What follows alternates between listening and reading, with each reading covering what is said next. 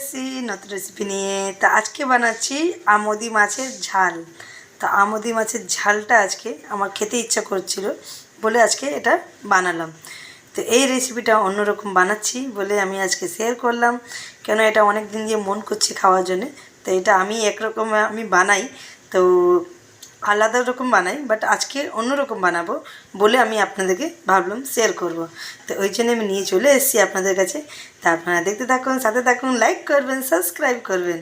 তো আমার কাছে আজকে মাংস হচ্ছে, বাট মাংসটা আমার অতটা ভালো লাগে না বলে আজকে আমি মাছটা করছি।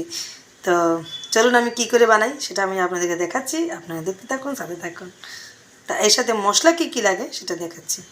তো এই যে মশলা, টমেটো, কাঁচা লঙ্কা, পেঁয়াজ কলি, পেঁয়াজ, নুন, গুঁড়ো লঙ্কা, কালো জিরে আর হলুদ। তো এই মশলা লাগছে। তো চলুন আরম্ভ করি আমি বানানোটা। তা আপনারা দেখতে থাকুন, সাথে থাকবেন। তো মাছটাকে আমি নুন হলুদ দিয়ে মাখিয়ে দেব। অল্প করে নুন দিয়েছি, হলুদ দিয়েছি, তার সাথে নুন, এটাকে মাখিয়ে নিই। তো এই যে মাখানো হয়ে গেছে। তো এটা এরকমই লাগে সাদা মাছ বলে, তো এরকমই লাগছে। তো চলুন আরম্ভ করি বানানোটা। তো এই যে কড়াটা বসিয়ে দিয়েছি, তো কড়াটা একটু গরম হয়ে যাক। তো এই যে কড়াটা গরম হয়ে গেছে, এবার তেলটা দেব।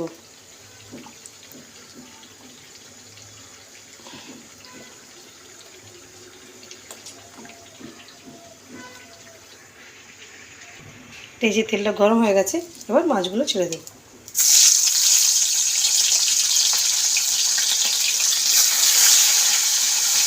এটা আগেও বলেছিলাম মাছগুলো বেশি ভাজবো না, তো হালকা মাছগুলো ভাজবো।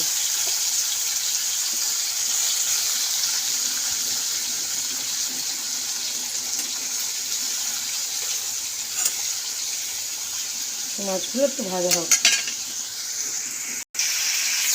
তো মাছগুলো এক পাশে ভাজা হয়ে গেছে, এইবারে আমি উল্টিয়ে দেবো, এরকম করে উল্টিয়ে দেবো। তোমার আবার বলেছি এই হালকা কড়া আছে বলে আমার বেঁকে আছে কড়াগুলো। তো যাই হোক, তো এইরকম মাছখানে উল্টিয়ে দেবো। এই যে হালকা ভাজা হয়েছে, এটাকে নামিয়ে নেব। সেরকম নামিয়ে নিই। তো এই যে মাছগুলো বের করে নিয়েছি। তো গোটা গোটা দেখুন কীরকম বেরিয়েছে, গোটা গোটাই আছে মাছগুলো। তো এবার চলুন, তেলটা অল্প করে বেঁচে আছে, তার মধ্যে আমি পেঁয়াজটা দেবো। তো পেঁয়াজটা এই যে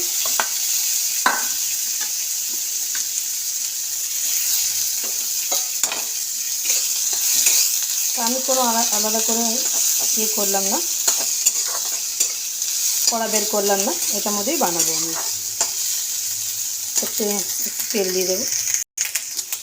এই যে অল্প করে তেল দেবো।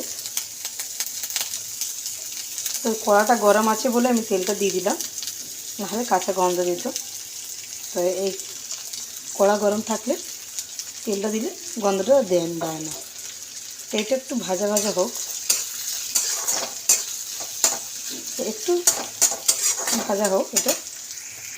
তো পেঁয়াজটা ভাজা ভাজা হচ্ছে, এই যে দেখতেই পাচ্ছি অনেকটা একটু কালার চলে এসছে। তো এবারে আমি কালো জিরাটা দেবো। তো বেশি দেবো না, হাফ চামচ দিলাম। তো মাছটা অল্প করেই বানাচ্ছি বলে ওই জন্য কালো জিরাটা অল্প করে দিলাম। তো এর সাথে এবার পেঁয়াজ কলিটা দিয়ে দেবো।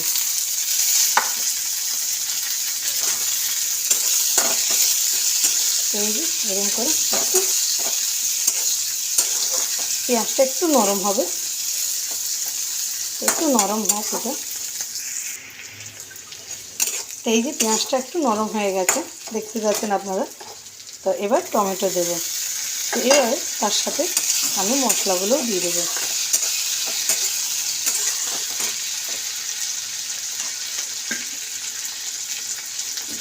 তো মশলা হচ্ছে এই যে হলুদ গুঁড়ো,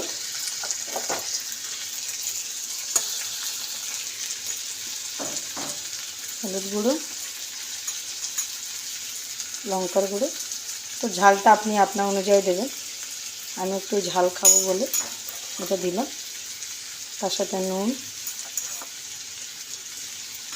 এবার ভালো করে এটাকে মিলিয়ে নেব।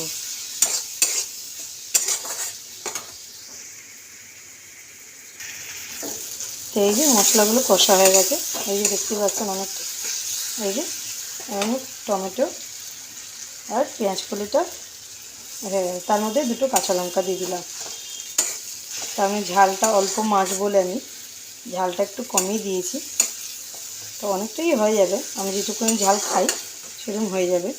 এর মধ্যে এবার ধনে পাতা দিয়ে দিলাম। তো এবার বেশি আমি এটাকে আর কষবো না। তো এটাকে এবার নামিয়ে নেব, বলছি জল দেবো এবার। তো এই যে এবার জলটা দেব। তো জলটা বেশি দেব না, আমি 1 কাপের মতন জল দেব।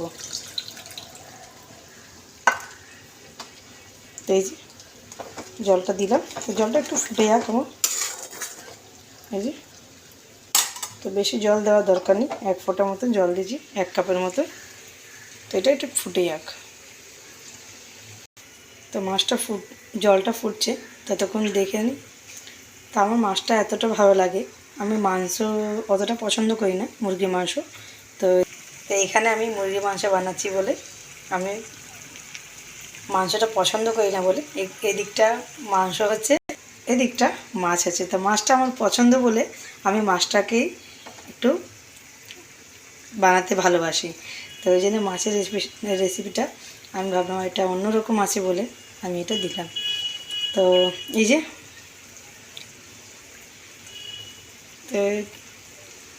ফুটে গেছে, দেখতে পাচ্ছেন মাছের ঝোলটা ফুটে গেল। এবার মাছটা দেব।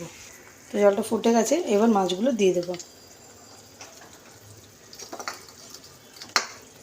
তো আমি এই যে মাছগুলো এরকম করে দিয়ে দিয়েছি।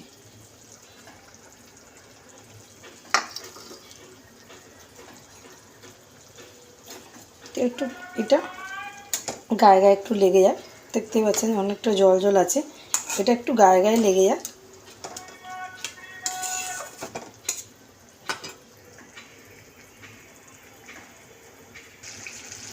তো এই যে গায়ে গায়ে লেগে গেছে, তো দেখতে পাচ্ছেন।